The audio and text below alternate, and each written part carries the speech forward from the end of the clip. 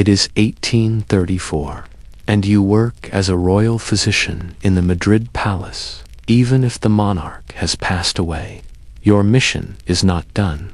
You've been called into the late Ferdinand II's private quarters for an unusual and strange duty that makes you doubt your own sanity. With tears in her eyes and a request that makes your blood run cold, Queen Regent Maria Cristina stands in front of you as you get closer to the bed where Ferdinand's body rests. Your hands shake. The man who tormented Spain for 20 years appears to still be mocking you from beyond the dead.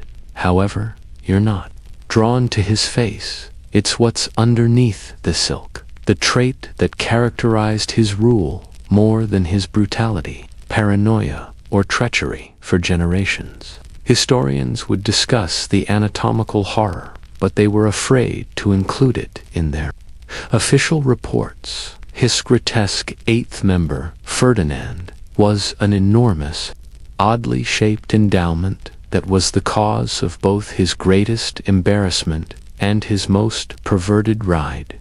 Your thoughts stray to the tales you've heard murmured in the palace hallways as you start the preservation press. Tales of unique cushions, yelling spouses, and last-ditch efforts to create air despite the harsh joke off nature. You understand that you are conserving more than just flesh and blood. You are saving the tangible representation of a downpour that was distorted, enormous, and ultimately destructive to everything it came into contact with. If you love learning about the hidden facts of history, think about clicking the like button and subscribing for more content like this before delving into these lost tales of survival and pain. Additionally, kindly let me know where you're listening by leaving a comment below. It's amazing to me that we're studying these old tales from around the globe together,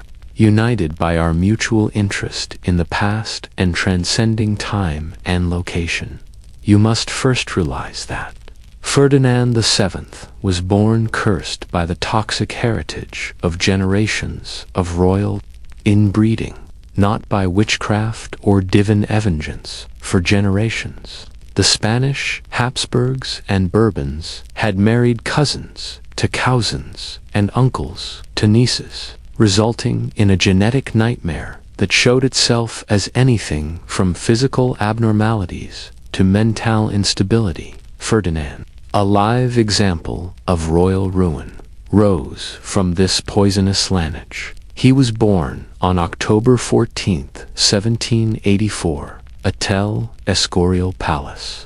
His parents were Charles IV and Maria Louisa of Palmer, whose own marriage was arranged between first cousins. Ferdinand would pay the price in the most personal and degrading manner imaginable, because the genetic lottery had been rigged from the beginning. As he matured from a youngster to a teenager, it became evident that the future monarch of Spain had been the victim of an especially cruel joke. From nature, his members started to develop in ways that were beyond the scope of medical knowledge. The royal abnormality, a dong so enormous and oddly formed that it seemed almost alien in its size, was already being discussed by court physicians by the time he was a teenager.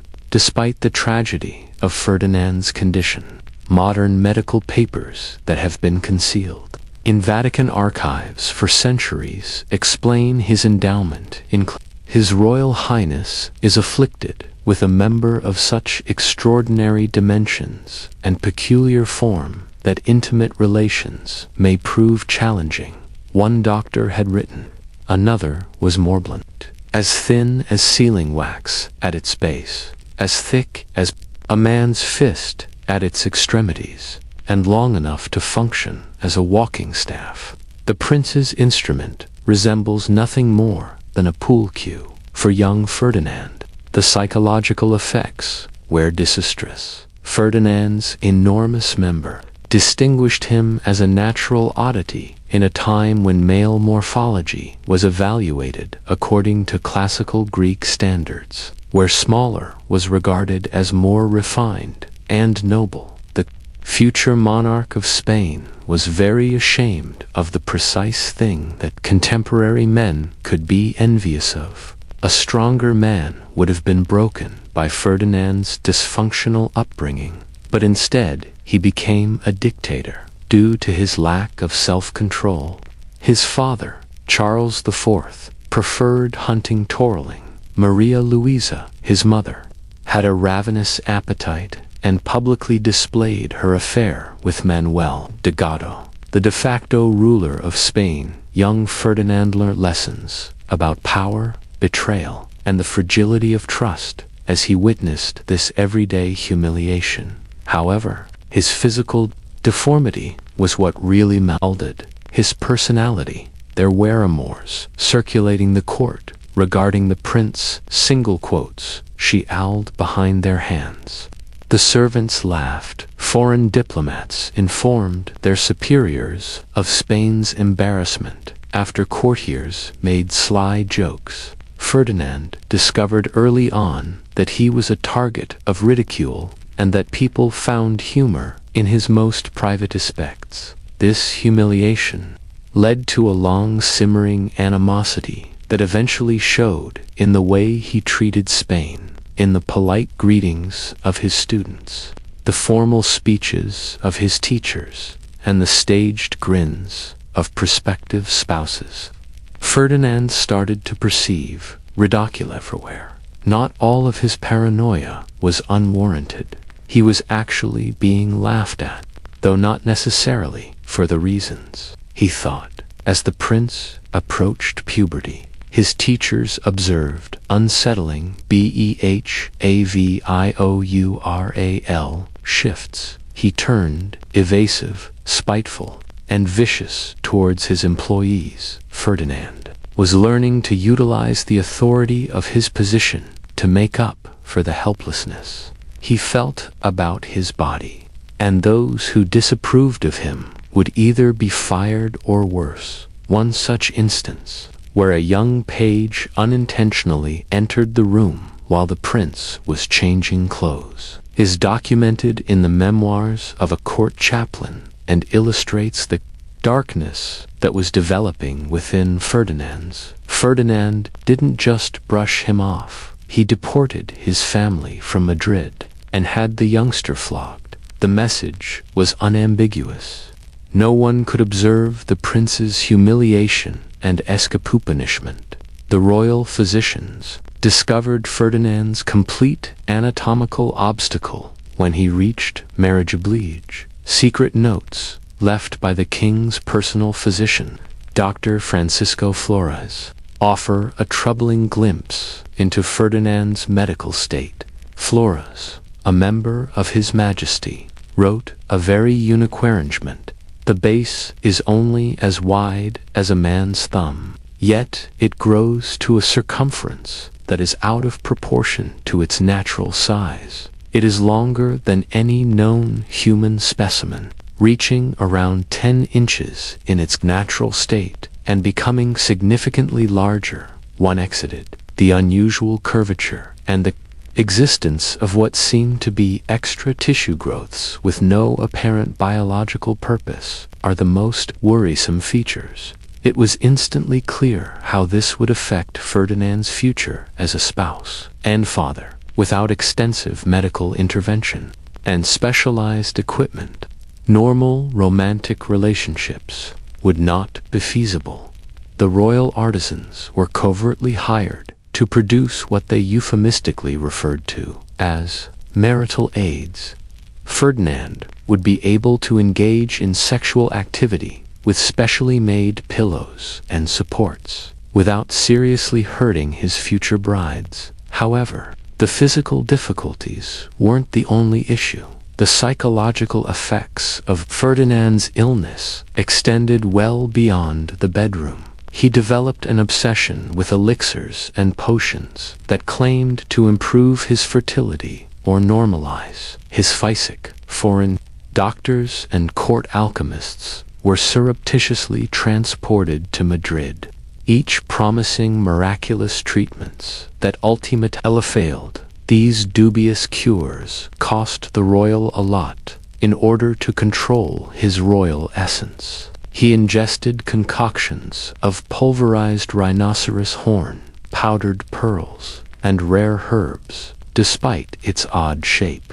Some medications promised to increase his virility, while others were designed to reduce his member to normal sizes. They were all worthless, however. Ferdinand's desperation made him a prime target for scammers and fraudsters. Ferdinand wed Princess Maria Antonia of Naples and Sicily in 1802, his first cousin, when they were both still teenagers. The match was set up, and Maria Antonia had romantic ideas about her future husband. When she arrived in Madrid, she pictured herself marrying a prince from a fairy tale after hearing that some of his followers referred to him as the desired one. As was appropriate for the merger of two royal houses. The wedding ceremony was exquisite. The streets of Madrid reverberated with celebrations as the church was filled with music, and the young couple appeared to be the epitome of the ideal royal match. Maria Antonia was clever, attractive, and truly thrilled about her new life. In public, Ferdinand appeared practically normal, affable, perceptive, and suitably romantic. However, royal weddings come to an end, and wedding nights start when Ferdinand's valet made an odd request to Maria Antonia's women-in-waiting. It was the first indication that trouble was coming. The royal bedchamber special preparations. The women were told that the equipment was typical for royal couples, but they didn't comprehend it. Bottles of oils, salves, and other tools that were more medical than amorous were brought in with specially created cushions. Since most royal brides of her time were unaware of this, Maria Antonia was shielded and naive. Her education had been primarily religious, emphasizing languages, music, and courtly decorum. Nervous people had given her the haziest explanations of the fundamentals of married life. Maria Antonia went into a hysteric when Ferdinand entered the wedding chamber and she saw her husband's nude body for the first time. The elder women themselves had little idea of the particular difficulties she was going to encounter. Years later, a lady-in-waiting wrote about the scene. Her Majesty retreated against the wall, pointing and yelling, "Monster, monster," as if she had seen the devil himself, until we thought she had completely lost her mind. Witnesses described Ferdinand's member as having a thin, handly end, being like a large club, which was completely different from what the sheltered princess had thought was conceivable. She was frightened by its sheer enormity, but what really made her lose her cool was the weird shape, the way it twisted and bent, the odd growths down its length, and the almost alien appearance of the anterior apparatus. What transpired was a medical procedure rather than a beautiful wedding night. It was necessary to summon Ferdinand's highly skilled medical professionals to inform the appalled princess of what would be expected of her. The personalist cushions were set up. After the oils were applied, a procedure that resembled surgery more than romantic love-making accounts from the present day, concealed in confidential correspondence between court physicians, depict a scene of nearly unbelievable dissent. Ferdinand needed the specifically made pillow to hold his large member, so that he wouldn't be hurt during sexual activity. Despoticus assistants. Maria Antonia found the process so traumatic that she needed L-Dynam to go through it. With her, it had a disastrous psychological effect on both spouses. When Ferdinand saw his wife's clear disgust, his already twisted paranoia and insecurity over his illness worsened. Maria Antonia experienced what contemporary Zeus psychologists would consider to be serious sexual trauma. In order to avoid the horror of her marital responsibilities, she started taking increasingly higher dosages of laudanum, eventually developing an addiction to Thedrug. Their attempts to create air turned into a realized nightmare that tragically kept happening. Ferdinand would call in his doctors, who would set up the room with its specialist. A dopus inuladanum would be administered to Maria Antonia to make her obedient but not catatonic. Following a clinically efficient treatment, the partners would withdraw to different royal wings to recuperate from their ordeal. As months passed and years passed without a fruitful pregnancy, Ferdinand's desperate in life, he started trying more strange ways to get over what he perceived as his wife's feminine frailty, since he was certain that her visible repulsion was somehow blocking conception. According to court documents, Ferdinand directed the development of unique handcuffs that would keep Maria Antonia in place during their sexual meetings, preventing her from renouncing or expressing dist. The king's saddles and hunting gear were constructed by the same craftspeople who created these leather and silk devices, giving the royal workshops an especially unsettling gasp. Additionally, the king developed an obsession with scheduling their meetings in accordance with lunar cycles and astrological charts in order to align the stars in favor of a royal pregnancy. He sought advice from astronomers, astrologers, and even practitioners of darker arts, charlatans selling fertility remedies, miraculous amulets, and ceremonial procedures that promised to lift the curse of Ferdinand's malformed anatomy took up residence in the palace. In one particularly desperate instance, Ferdinand sought advice from a nomadic mystic claiming to come from the Orient. This so-called wise man persuaded the king that his member's peculiar shape was a sign of divinifer, indicating that he had been given the dragon's rod and that all he needed to do was follow the right ceremonies to unleash its fertility potential. Ferdinand and his wife endured strange rituals for 3 months that included positions and incense, chanting that were purportedly based on ancient Chinese literature. Maria Antonia miraculously became pregnant twice. The court celebrated. Ferdinand's confidence skyrocketed, and Spain held its breath in anticipation of the arrival of an heir. However, both pregnancies ended in tragic losses, leaving the royal couple even more traumatized. The 4th month of pregnancy saw the first miscarriage in 1804. Court doctors ascribed it to the exceptional strains on Her Majesty's fragile body. They intended, but were never able to publicly state, that Maria Antonia's body was unable to support a pregnancy to term because of Ferdinand's anatomical deformity, which had caused the sexual act to be so traumatic. The second miscarriage in 1805 was even more devastating.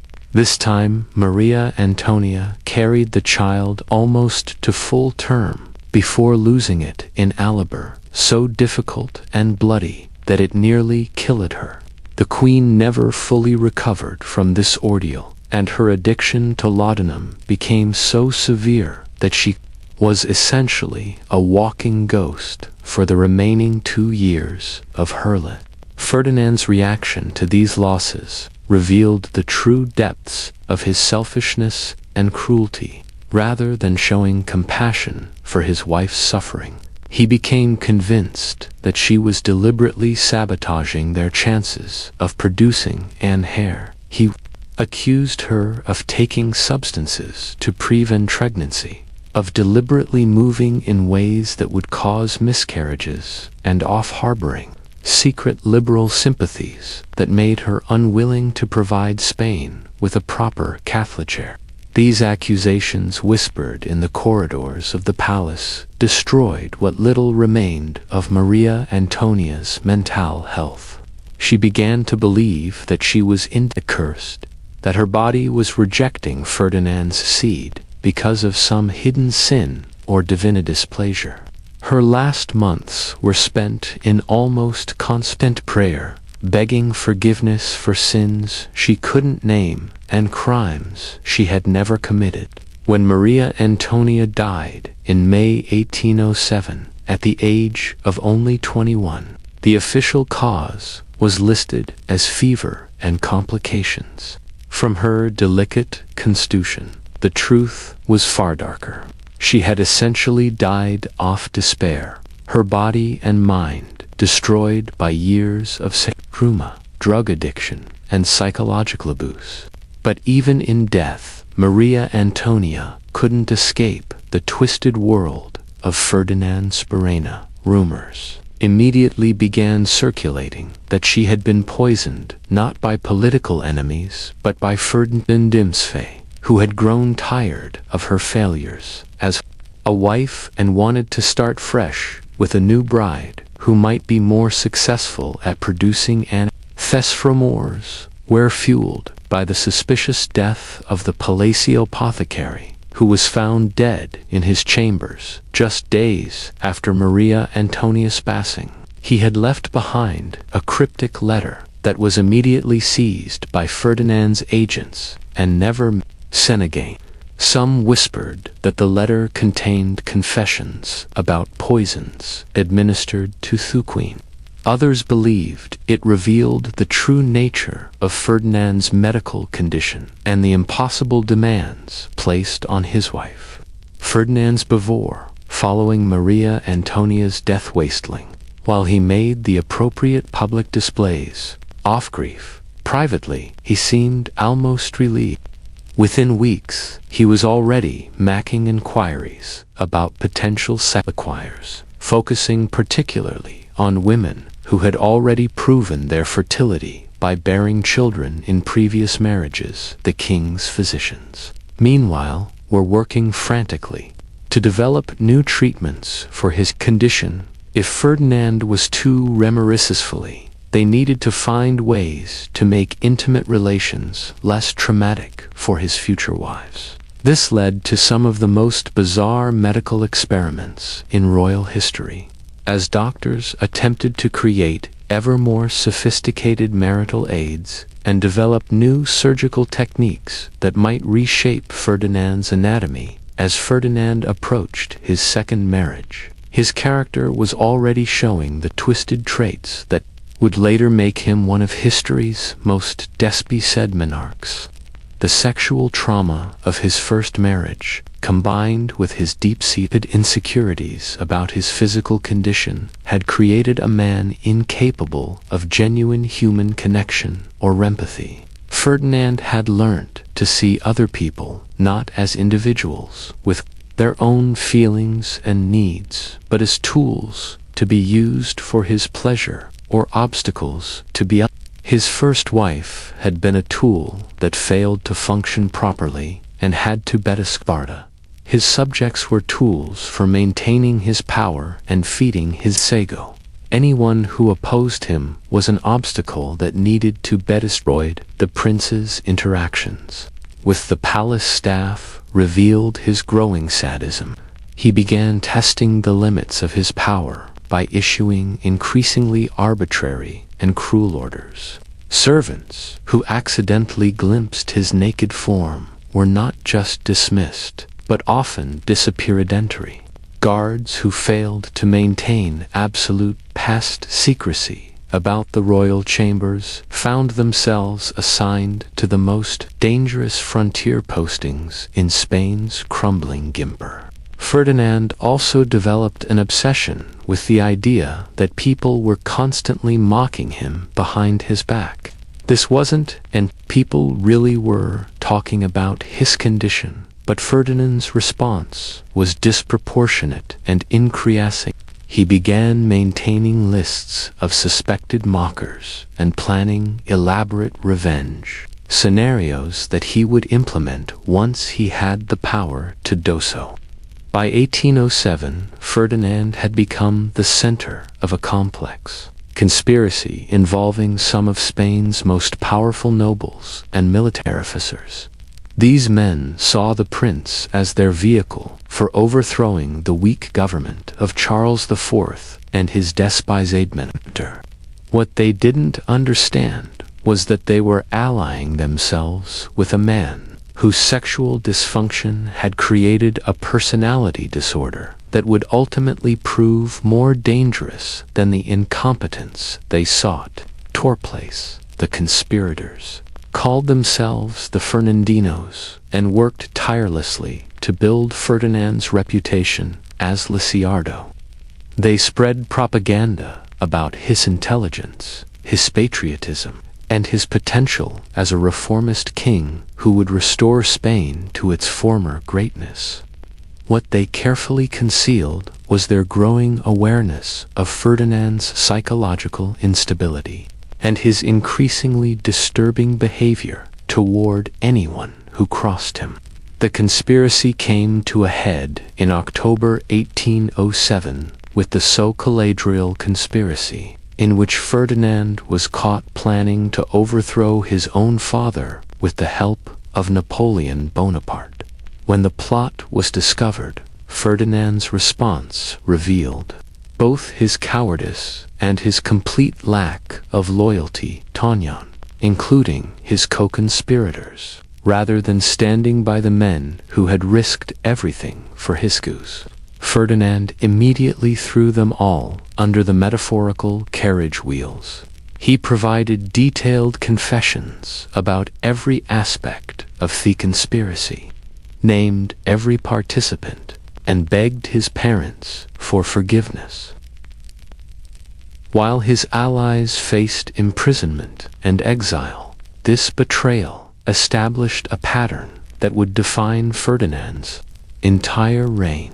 He would use people for his own purposes and then destroy them the moment it became convenient.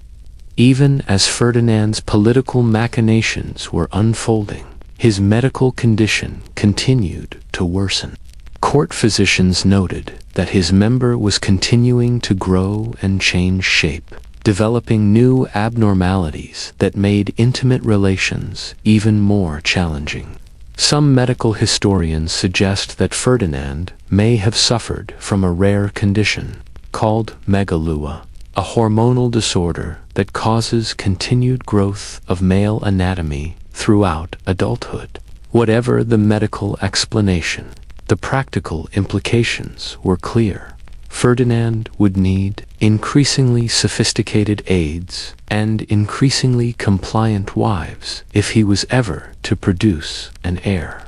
This realization led to one of the most disturbing aspects of his later marriages, the deliberate selection of women who could be psychologically manipulated or physically coerced into accepting his demands.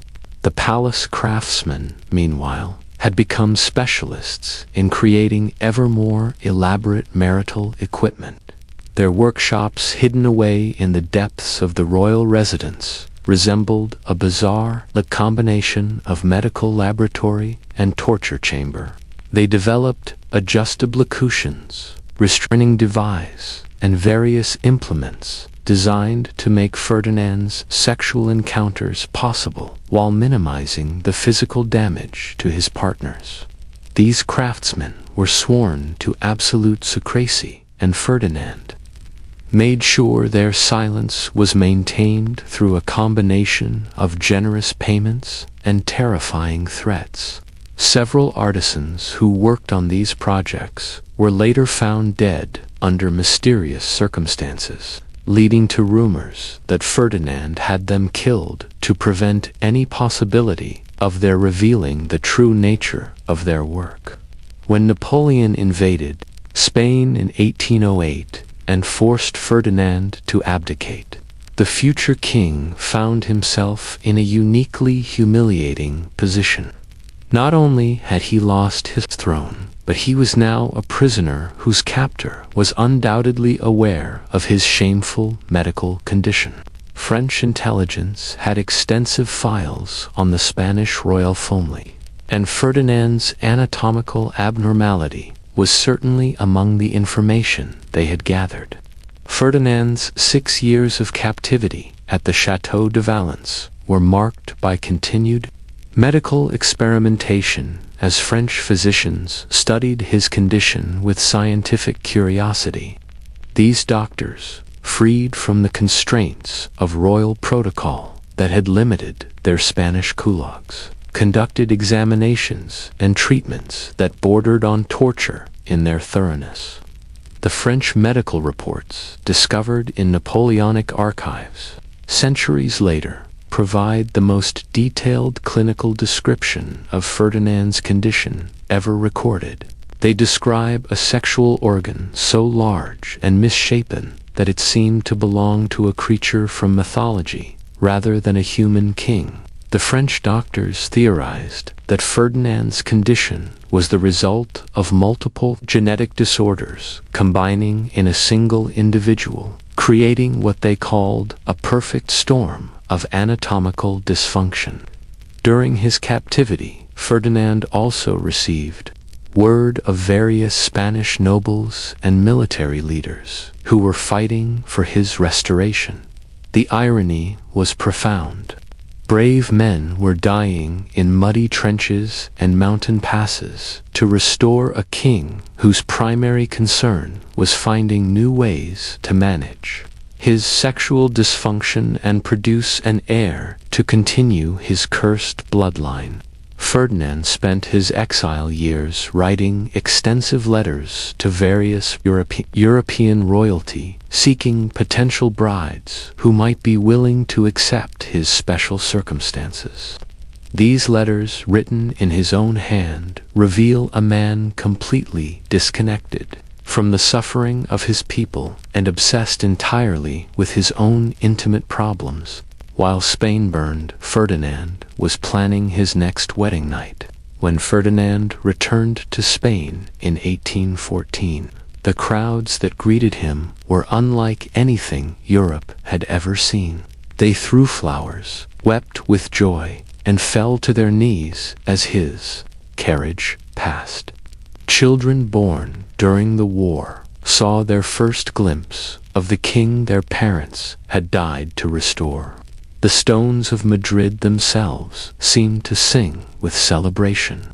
Ferdinand smiled and waved from his carriage, but his mind was already focused on more intimate concerns. His first priority wasn't governing Spain or rewarding those who had fought for his restoration.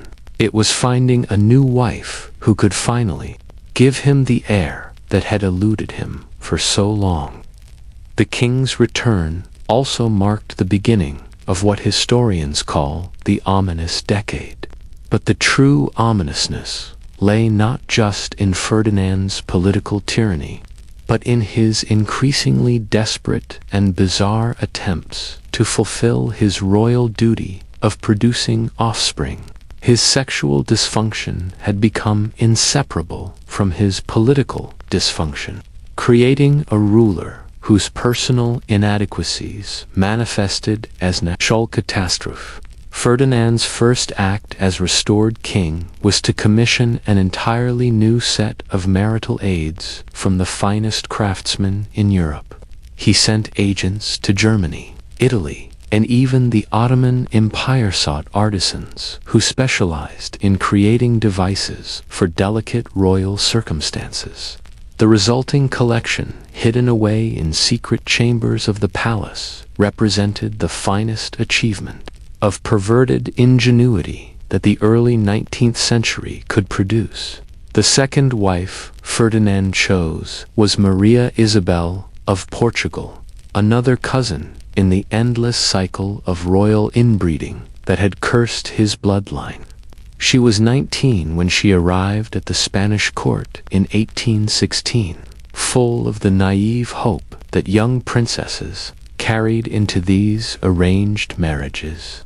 The court physicians had already briefed her ladies-in-waiting about the special preparations that would be required for the wedding night, but nothing could have prepared Isabel for the reality of what awaited her.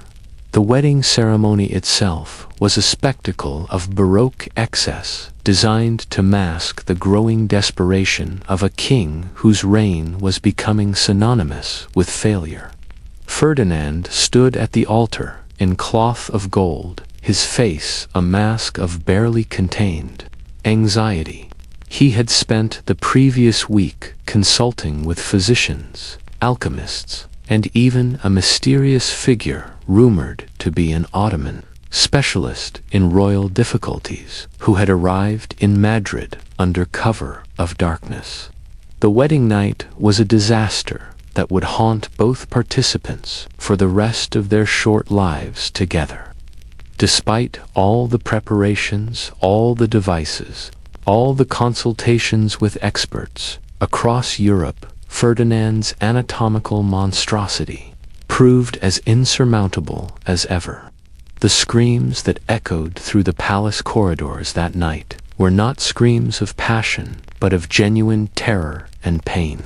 Servants found blood-stained sheets and broken furniture, evidence of a coupling that resembled a medieval torture session more than the romantic union of royalty. Isabel never recovered from that first night. Court observers noted that she developed a pronounced stutter and would flinch whenever Ferdinand entered room. She began experiencing what palace physicians called hysterical episodes, but which modern understanding would recognize as severe trauma responses.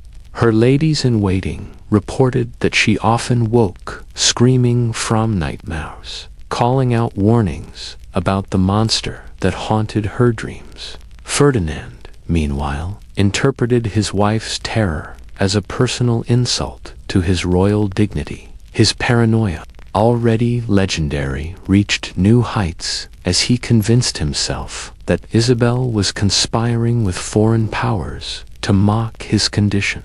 He began having her correspondenced, her food tasted off poison, and her chambers searched for evidence of betrayal. The king's sexual dysfunction had metastasized into a political psychosis that infected every aspect of his role.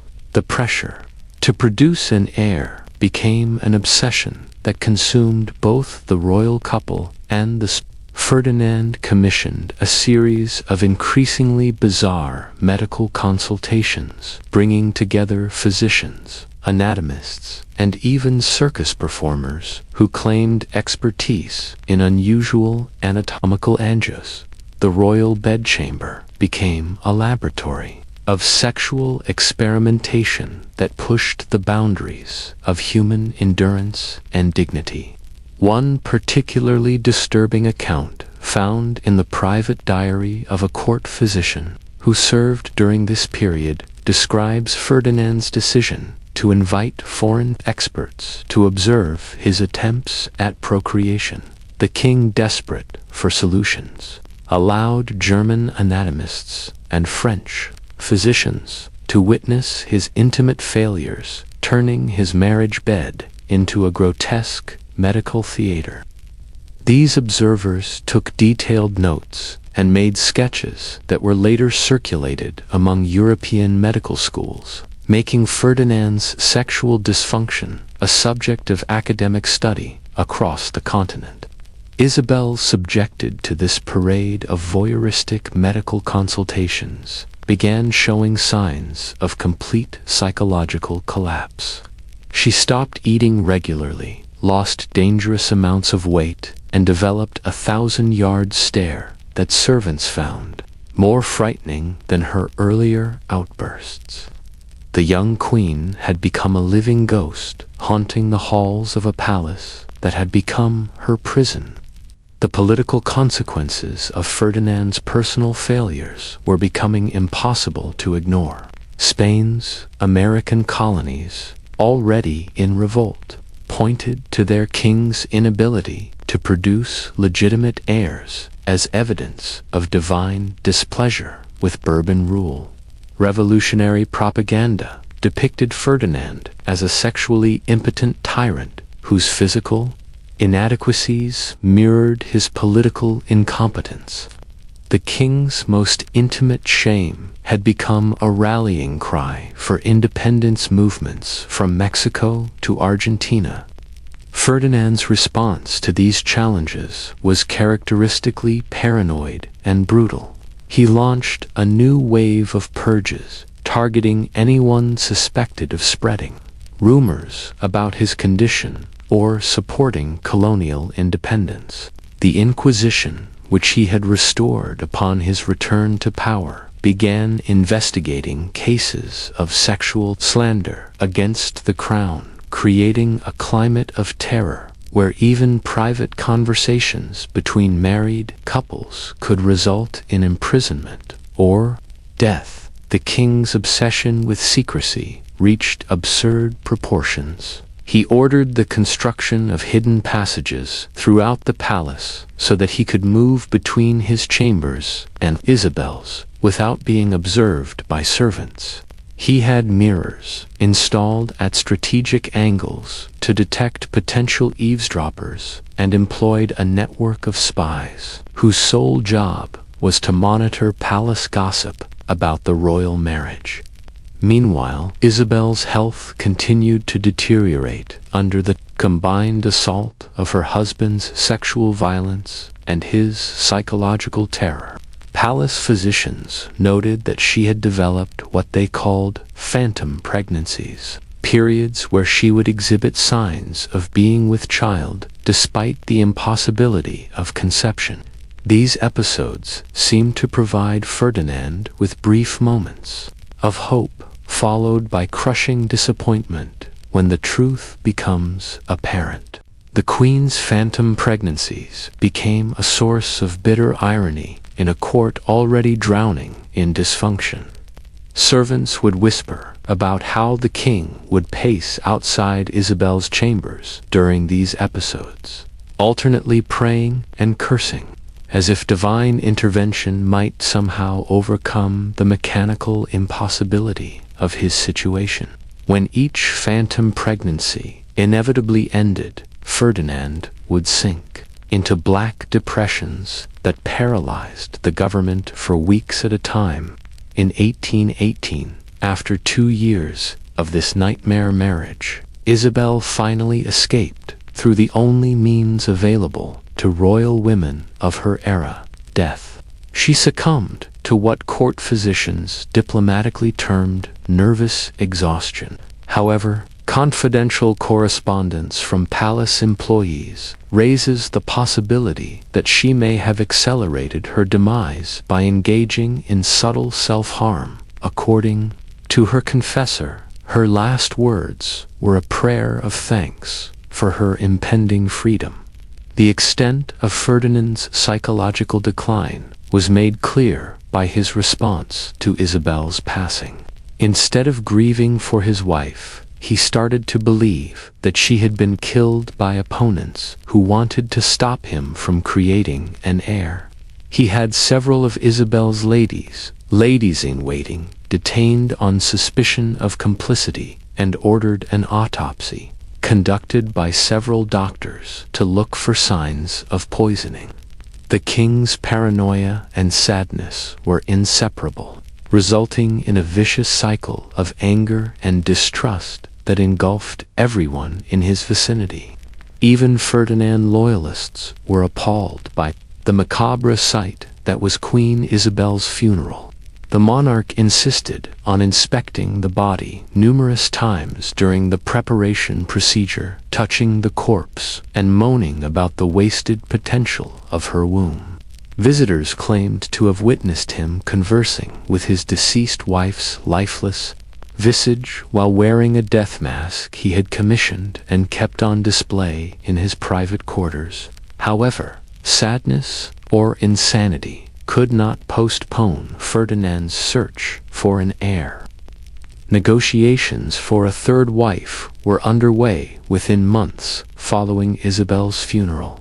Finding a European princess prepared to wed a king whose past brides had suffered such terrible outcomes and whose eccentricities were becoming notorious throughout the continent was now the difficult part. The negotiations turned out to be more challenging than anticipated. Following private consultations with doctors who had previously worked at the Spanish court, a number of prospective brides withdrew their applications. Others wanted hitherto unheard of concessions, including the ability to have separate chambers and the presence of their own personal guards. The diplomatic liability of Ferdinand's sexual dysfunction threatened to cut Spain off from possible allies. Eventually, the king's spies discovered Maria Joseph Amalia of Saxony, a Saxon princess whose family was willing to overlook Ferdinand's infamous reputation due to their dire financial circumstances. When Maria Joseph arrived in Madrid in 1819, she was 24 years old, older and more experienced than Isabel. Yet she carried with her the same sense of hopeless optimism that had marked the arrival of her predecessor.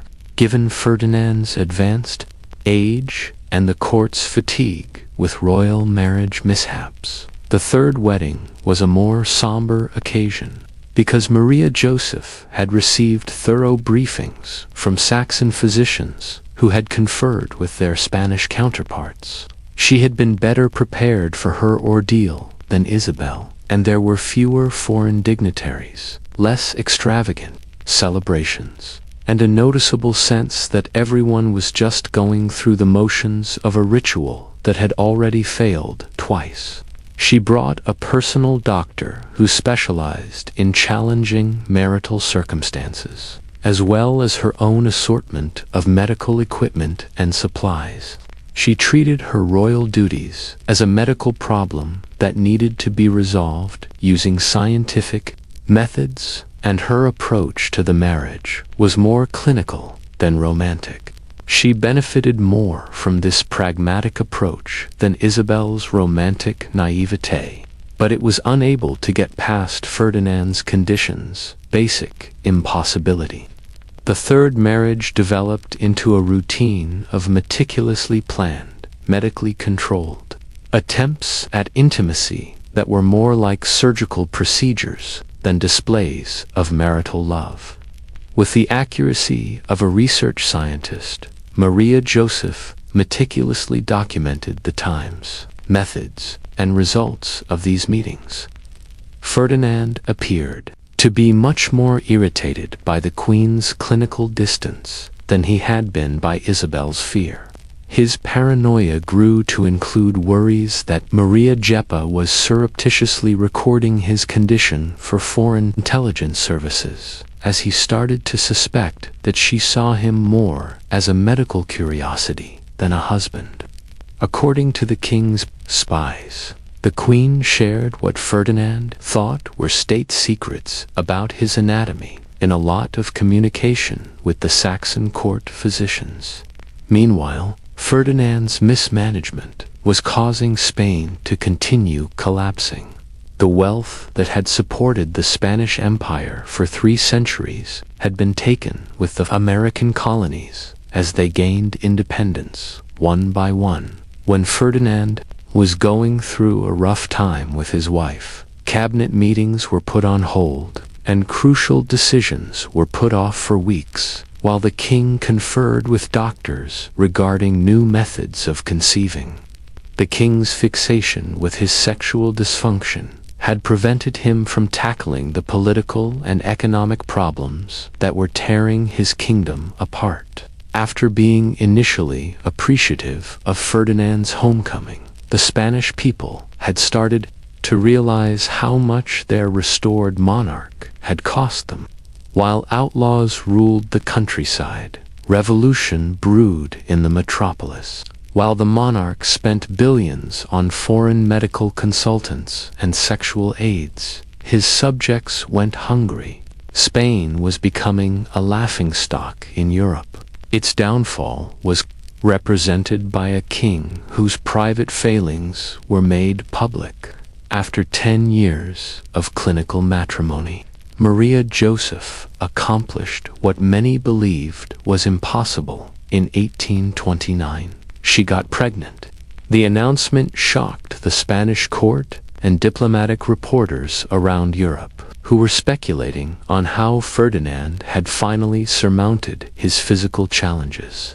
The most pessimistic commentators murmured about adultery and illegitimate succession, while others attributed advancements to medical technology, and others proposed divine intervention. Ferdinand was both thrilled and terrified about the pregnancy. He hired more guards to keep Maria safe. Joseph had her chambers sanctified by all of Madrid's ecclesiastical authorities and brought in the best doctors from all around Europe, convinced that foes would try to sabotage his long-awaited heir through magical or scientific means. The king's eagerness to protect this extraordinary pregnancy verged on madness. The pregnancy went smoothly until the 7th month, when Maria Joseph started having problems that the palace doctors couldn't comprehend.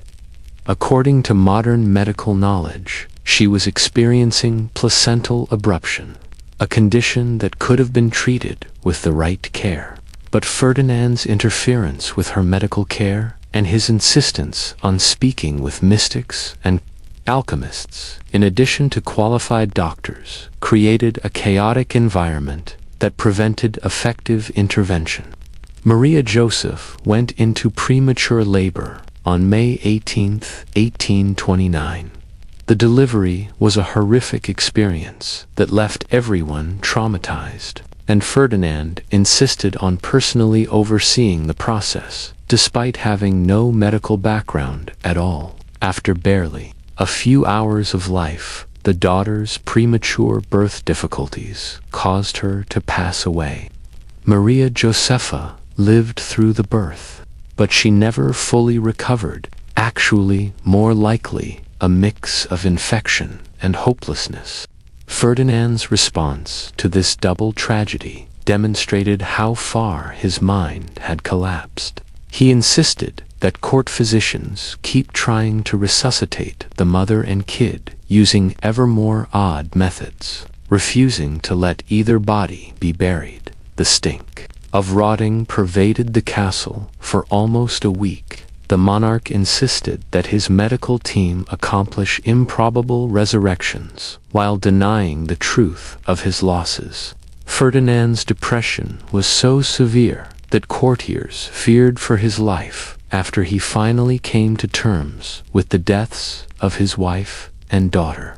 He stopped eating, refused to consult advisors, and spent his days gazing at the death masks he had ordered for each of his 3 wives.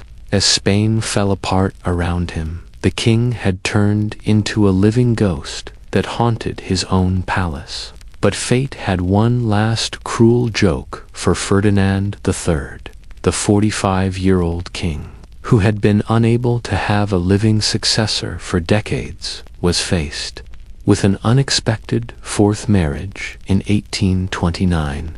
Maria Cristina of Naples had been considered as a possible marriage by his advisors, who were anxious to bring stability to a failing country. They didn't inform Ferdinand that Maria Cristina was already expecting a child with another guy when she went to Madrid until the marriage talks were over. No one was misled by the ridiculous 4th wedding in 1829, in which Maria Cristina was clearly pregnant when she walked down the aisle with a kid that could not have been Ferdinand. However, the king was so eager for an heir that he voluntarily accepted this blatant deception. Believing that divine providence had finally used unusual methods to grant his pleas, Ferdinand's pursuit of succession should have come to an end with the birth of Isabella II in 1830, but instead it gave rise to fresh concerns. To keep his dynasty intact, the king had to maintain the appearance of legality, even though he knew the child was not biologically his. Mutual lying was the foundation of his relationship with Maria Christina. He feigned to think the child was his own, and she appeared to respect him. Ferdinand's last years were characterized by the same sexual dysfunction that had characterized his entire adult life. However, he continued his desperate attempts at intimacy with Maria Christina in the hopes of having a child who would truly be his own blood, now burdened with the responsibility of maintaining a fraudulent succession. As his age made success more improbable, these attempts, which were seen by the same procession of doctors and experts who had watched his prior failures, were even more pitiful. Even the cynical courtiers, who had experienced decades of royal craziness, were astonished by the ways in which the paranoia that dominated Ferdinand's latter years showed itself. In order to arrest Maria Christina for alleged acts of treason, the king started making sporadic visits to his wife's quarters at all hours, barging through doors with armed guards. The queen's women-in-waiting were frightened by these midnight incursions because they had no idea when they would have to confront a wild-eyed monarch brandishing conspiracy charges. Ferdinand developed a monstrous obsession with monitoring. Like some insane voyager, he spent hours observing Maria Christina via the rudimentary spy holes he had carved into the walls between his chambers and hers. During his wife's most private moments, palace staff recounted seeing the king's eye pushed against these holes as she prayed, sat in thought, and nursed their daughter. Aware of this ongoing scrutiny, the queen started to move about her own chambers like a prisoner, carefully regulating each gesture and facial expression. Meals could be postponed for hours as a result of the complex rites of suspicion that replaced the food-tasting customs. In order to guarantee that any slow-acting poisons would take effect, Ferdinand stipulated that in addition to tasting every meal, the tasters must wait 30 minutes between sampling and serving. As intently as a hawk examining its prey, the king observed these poor servants, examining their expressions for any indication of distress that would point to infection. Under this continual inspection, a number of tasters passed out from nervous weariness, which only strengthened Ferdinand's suspicion that assassination attempts were impending. Maria Christina, caught up in this web of suspicion, started exhibiting symptoms of the same mental decline that had befallen Ferdinand's former spouses. The king's spies intercepted and read her letters to her family in Naples, which showed a woman gradually losing her mind. She wrote about feeling like she was always being watched, jumping at shadows, and not being able to trust anyone, not even her own attendants. According to the queen, she lives in a glass cage where every breath is watched for indications of disobedience. The entire court system was affected by the king's paranoia, not just his close relatives. Believing that extended duty would result in corruption by hostile agents, he started changing his personal guards every day. Cabinet ministers were forced to take loyalty tests that were almost ridiculous. In private meetings, Ferdinand would say contradicting things to see whether ministers would correct him, taking any inconsistency as proof of traitorous intent. Once the envy of Europe, for its sophisticated manners and cultural sophistication, the Spanish court has degraded into a surreal arena of mutual observation in order to avoid making direct eye contact with the king and to maintain the cautious impartiality of ambassadors in hostile territory. Courtiers learnt to communicate in coded language. Whispers were used for conversations. Everyone knew that a thoughtless remark could lead to jail or exile, and relationships were built and broken on the basis of perceived loyalty to opposing factions.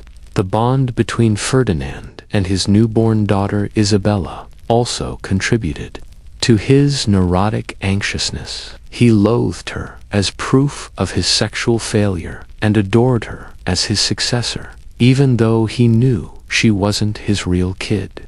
The monarch would gaze at the infant for hours on end, looking for any similarity to himself or potential fathers in her features. He hired artists to paint intricate portraits of Isabella at different points during her early years, then compared the finished pieces to paintings of his and Maria Christina's past loves. Ferdinand was particularly plagued by the mystery of Isabella's paternity, since it symbolized the culmination of his sexual dysfunction. It was because he had failed to have legitimate children that this youngster would inherit his reign. He was aware of the irony that his biggest political achievement, securing the succession, was also his biggest personal failure. His little moments of joy with his daughter were poisoned by this conflict. Ferdinand started seeking scientific evidence of Isabella's authenticity from physiologists and genealogists in an attempt to allay his suspicions. These professionals, who were well aware of how risky their work was, offered cautiously evasive opinions that could be taken to support the king's desired course of action. The frantic ingenuity of scholars attempting to meet an impractical royal demand while protecting their own lives is seen in their written reports that have been preserved in palace archives. The king's attempts to regulate his wife's conduct grew more complex and intrusive. He designated particular slaves to keep an eye on Maria Christina's communications, asking them to document not only the letter's substance, but also her writing style and facial expressions. Ferdinand insisted on thorough records of the Queen's everyday routine, including the length of her prayer sessions, the books she read, and the courtiers she interacted with when she appeared in public. Maria Christina needed a great deal of psychological fortitude to try to keep her royal life somewhat regular in the face of this scrutiny, in order to maintain a calm public persona while secretly battling the continual pressure of scrutiny. She learned to compartmentalize her emotions. The toll that this surveillance took on her mental health is revealed in her personal diary, which was found centuries later, concealed in her chambers behind a false wall. She described how I felt like an actress and that I should never behave out of character, not even in my dreams.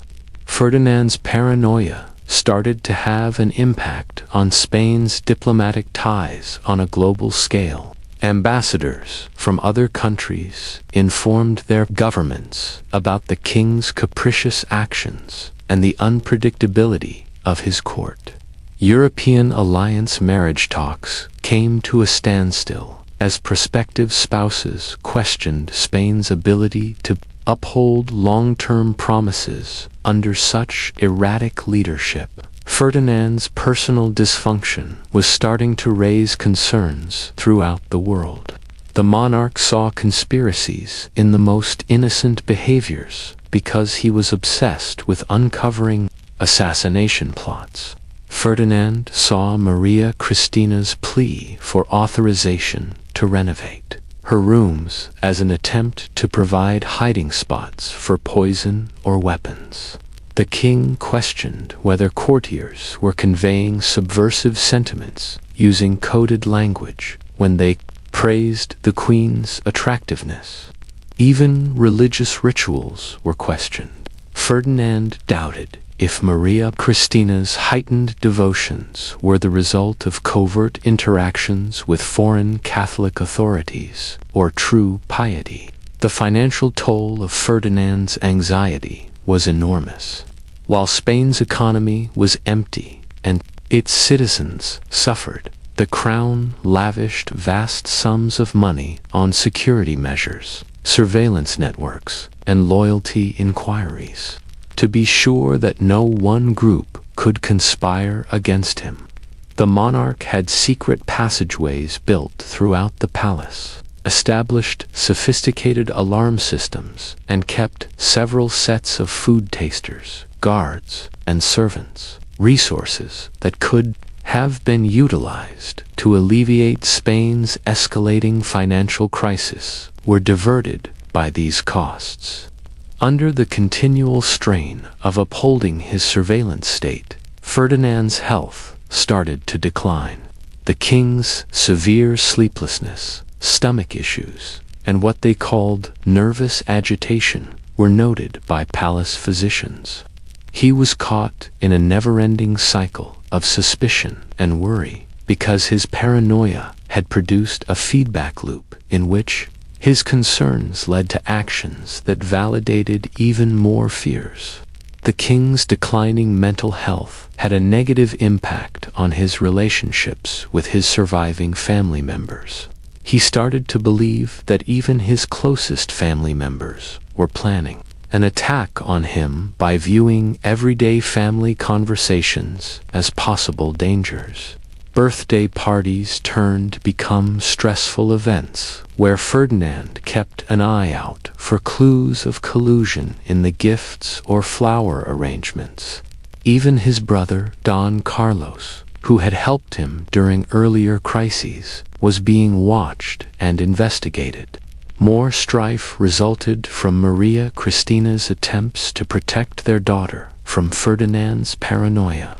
The queen's protective tendencies were seen by the king as proof that she was getting Isabella ready for foreign domination.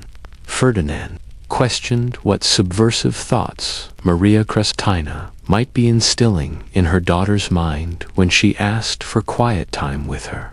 The king's fictitious fight against conspiracy expanded to include the simple act of maternal bonding.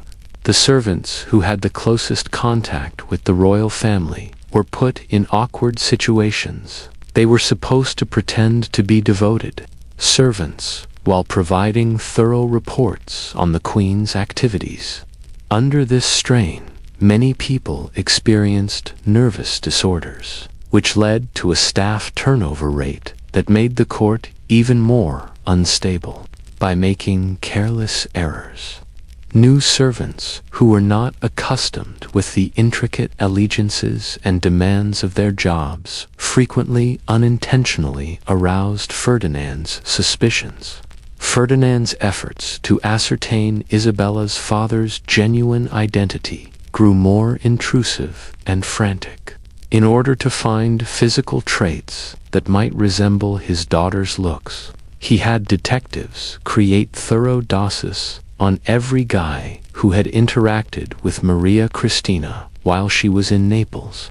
These inquiries also included looking into the family histories, medical data, and even private letters of possible fathers from years before to Isabella's conception. Portraits of his deceased wives were displayed in the king's bedroom, which turned into a museum of his sexual failings. Religious artifacts that he believed may offer divine intervention for his dysfunction, and medical gadgets that had not been able to address his physical issues. An air of desperate melancholy seemed to cling to the walls like incense. According to visitors to these secret chambers, from this location, Surrounded by mementos of his worst personal failings, Ferdinand would address audiences on state issues. As Ferdinand's actions became increasingly unpredictable, Maria Cristina was under increasing psychological strain. The Queen started to exhibit physical signs of stress, such as tremors, weight fluctuations, and hair loss, which she found difficult to conceal when she appeared in public. Her women-in-waiting observed that she had become anxious, frequently looking over her shoulder and becoming alarmed by sudden noises. In 1832, Ferdinand's paranoia reached a surreal peak when he thought Maria Cristina was trying to poison him by having sex with him. The monarch started requiring his wife to undergo medical testing prior to any physical contact in order to look for signs of poisons that could be spread through skin contact. Whatever remained of their marital connection was finally deteriorated by these tests performed by court medics in Ferdinand's presence. The international community was both fascinated and horrified by Spain's spiral into madness. According to diplomatic correspondence from this era, European powers were actively preparing for Ferdinand's government to fall, realizing that stable rule was impossible due to the king's personal dysfunction. Some countries started covertly backing regional independence movements within Spain, reasoning that it would be better for the Spanish Empire to be fragmented than to continue to be ruled by an unstable monarch. When 1833 finally arrived, Ferdinand's physical condition started to show the psychological effects of his paranoid rule. The monarch had chronic stomach issues, a persistent tremor, and what seemed to be early signs of cognitive deterioration. According to court physicians, his speeches turned into meandering monologues that were full of references to plots that only existed in his head and allegations against unidentified adversaries. After decades of dramatic dysfunction, the conclusion was nearly unimpressive. Ferdinand's body just started to deteriorate, ultimately giving in to the tension that had built up during a lifetime of struggling with his own anatomy and mind. During his last days, he alternated between madness and lucidity, occasionally screaming out to his deceased wife, and other times giving orders to look into plots that had never been there. Ferdinand II used the straightforward expedient of death to finally bring about the peace that had eluded him.